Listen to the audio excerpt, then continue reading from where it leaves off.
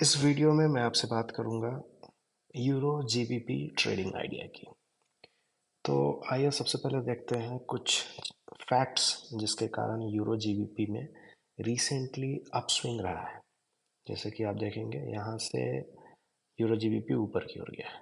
मैं बात कर रहा हूँ, ये इसको हम लोग थोड़ा बड़ा कर लेते हैं और मैं बात कर रहा हूँ ये अपस्विंग की, जो यहाँ से ये ऊपर यहाँ तक गया है। ठीक है, तो फिर से वापस आ जाते हैं कि क्या फैक्टर्स रहे हैं। तो रिसेंटली यूके से पुअर इकोनॉमिक डेटा आता रहा है, जिसके कारण अपस्विंग है। उसके बाद आज आज के कैंडल की हम लोग बात करेंगे। तो इसको मैं थोड़ा बड़ा कर लेता हूँ।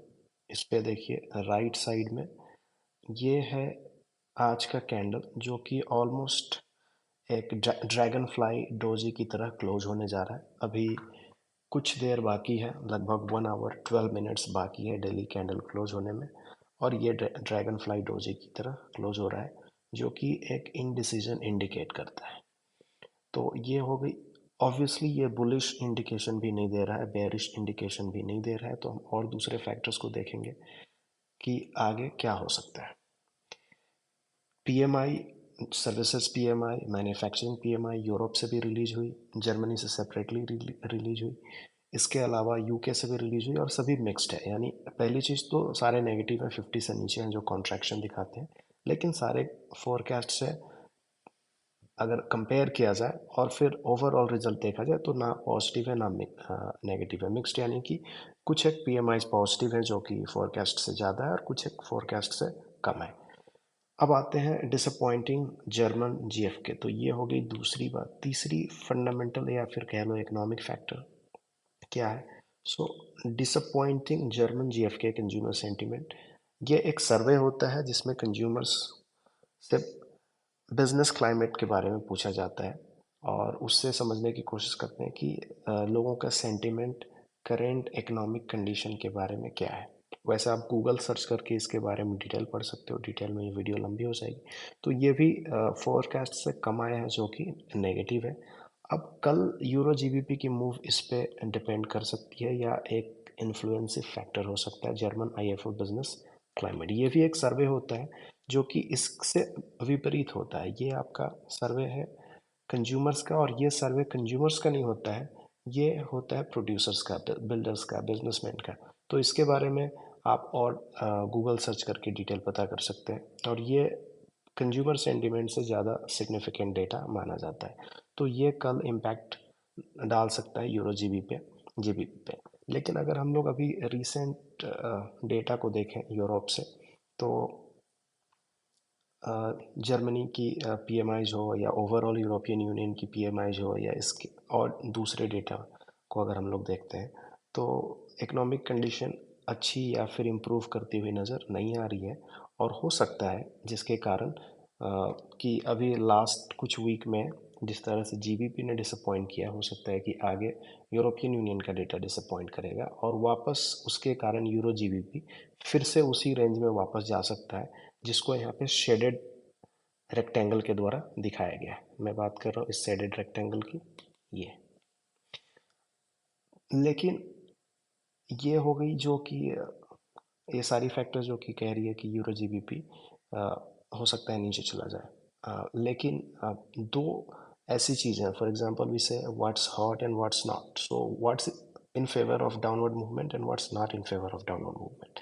तो यहाँ पे अगर हम लोग इसको एक रेंज मान लें रेक्टेंगल का, तो रेक्टेंगल की लाइन यहाँ पे आएगी 87062। ये आप राइट साइड में आ जाइए, ये एग्जैक्टली रेक्टेंगल का अपर बॉर्डर होगा। और अगर हम लोग इस कैंडल को देख लें, ठीक है, तो ये कैंडल क्लियरली इसके ऊपर ब्रेक किया है। जब मैं ब्रेकआउट बता रहा था, बहुत इनिशियल लेसन्स में एजुकेशन में आपको वो मिल जाएगा, तो मैंने ये बताया था कि ब्रेकआउट के लिए जो कैंडल साइज है वो एवरेज कैंडल साइज से बड़ी होनी चाहिए। तो अब नीचे आ जाइए, लेफ्ट साइड में देखिए कि रिसेंटली 80 और 20, जब हम लोग डेली टाइम फ्रेम पे आते हैं तो 20 डेज का एवरेज लेते हैं। तो 34 पिप ये है एवरेज कैंडल साइज। और ये कैंडल साइज को अगर आप यहाँ से अगर इसकी रियल बॉडी को भी अगर आप मेजर करोगे एक्सक्लूडिंग द विक्स यानी एक्सक्लूडिंग द शेडोज, तो आपको ये कैंडल साइज मिलेगा अप्रॉक्सीमेटली 40 पिप्स का, जो कि एक सिग्निफिकेंट और जस्टिफाइड कैंडल है ब्रेकआउट को बताने के लिए। तो ये ब्रेकआउट हो चुका है, तो ब्रेकआउट का मतलब फिर ये होता है कि यहाँ से प्राइस फिर ऊपर जानी चाहिए, या हो सकता है थोड़ा नीचे की ओर रिट्रेस करेगा इस तरह से और फिर ऊपर की ओर चला जाएगा।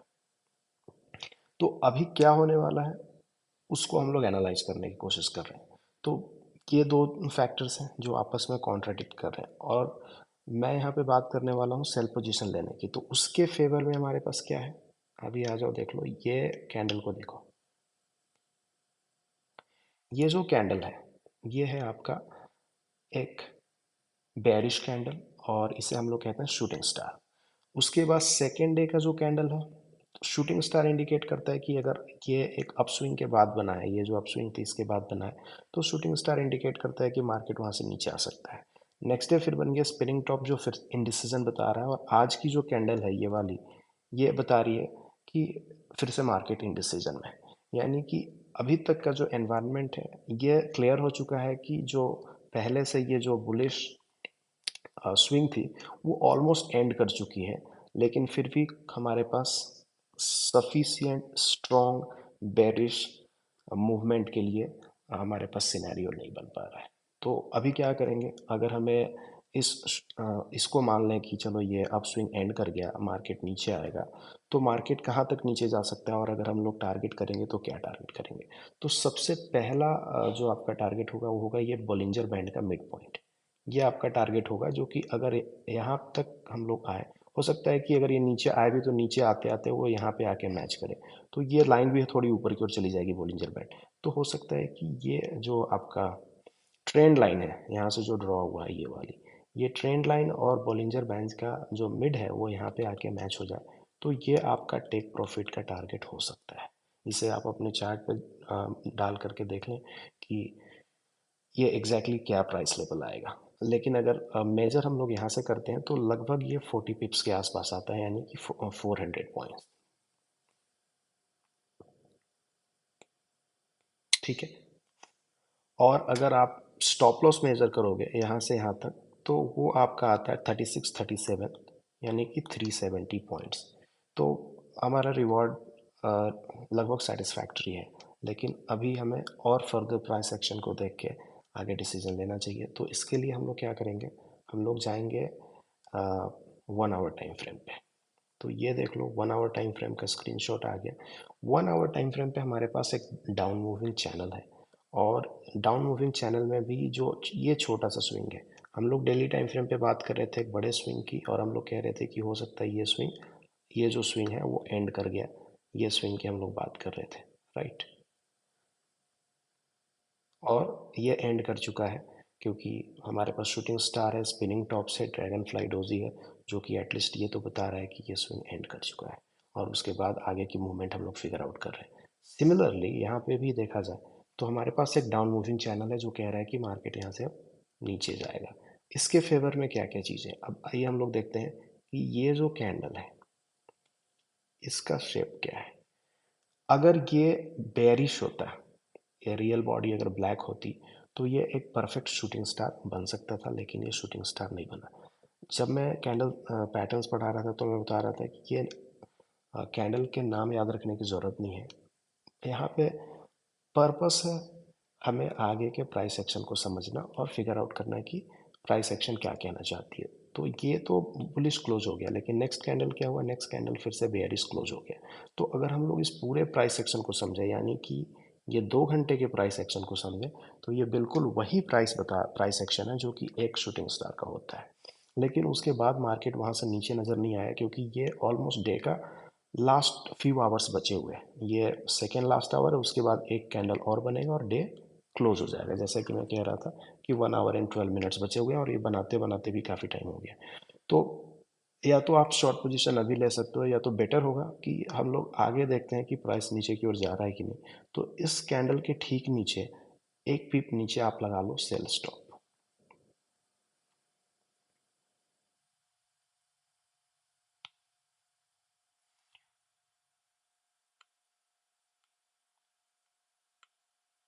और सेल स्टॉप अपने आप ही एग्जीक्यूट कर जाएगा। और उसके बाद ये हमारा टारगेट, अगर हम लोग क्लासिक अप्रोच देखें तो हमारा इसमें टारगेट क्या होना चाहिए, ये जो डाउन मूविंग चैनल का एटलीस्ट मिड लाइन आना चाहिए, ये होगा हमारा टारगेट। लेकिन इसके हिसाब से टारगेट सेट करना उतना ज़्यादा इम्पोर्टेंट नहीं है, क्योंकि ये हो सकता है स्लो प्राइस एक्शन हो, और ये टारगेट जैसे जैसे प्राइस आगे जाएगी, मान लो ये जल्दी से आके टच हो गया तो मिड पॉइंट यहाँ पे आ गया। अगर धीरे धीरे ये नीचे की ओर गिरता है तो ये मिड लाइन भी नीचे की ओर गिरता जा रहा है, तो टारगेट भी धीरे धीरे नीचे की ओर आता जाएगा। तो ये टारगेट को हम लोग कंबाइन करके देखेंगे कि क्या इसके साथ ये मैच कर रहा है, क्योंकि यहाँ पे जब मैंने टारगेट की बात की थी तो यहाँ पे मैंने आपको बताया था कि यहाँ पे दो चीज़ें कोइंसाइड कर सकती है। एक है आपका बॉलिंजर का मिड बैंड, और दूसरा है ये आपका मेजर अपर ट्रेंड लाइन, जो कि हमारा डेली टाइम फ्रेम पे है। तो ये ज़्यादा सिग्निफिकेंट है, क्योंकि ये डेली टाइम फ्रेम पे है और यहाँ पे दो चीज़ें कोइंसाइड करेगी। तो टारगेट हम यहाँ पे ही रख सकते हैं, 1 आवर के हिसाब से टारगेट को हम लोग चेंज करने की ज़रूरत नहीं है। ठीक है, तो इस वीडियो के बारे में फ़िलहाल इतना ही।